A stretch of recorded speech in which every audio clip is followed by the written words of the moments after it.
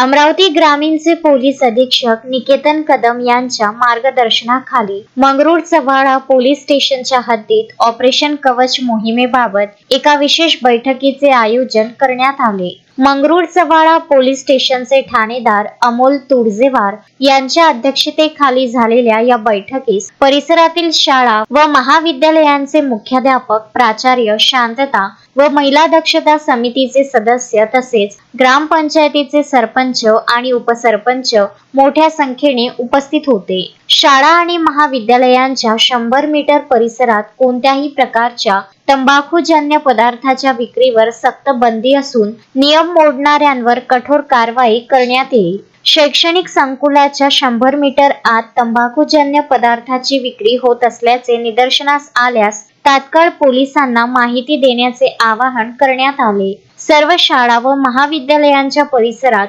धूम्रपान निषेध बाबतचे फलक लावण्याच्या सक्त सूचना देण्यात आल्या।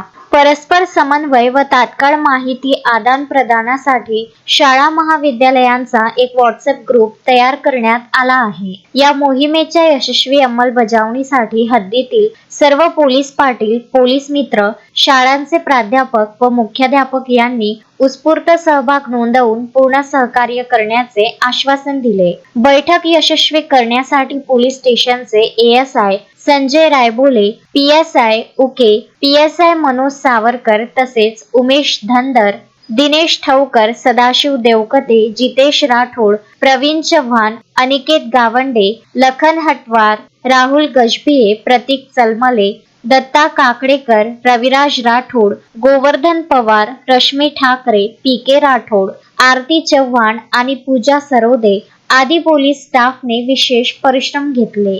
प्रशांत झोपाटे, विदर्भ न्यूज, मंगरुळचव्हाळा।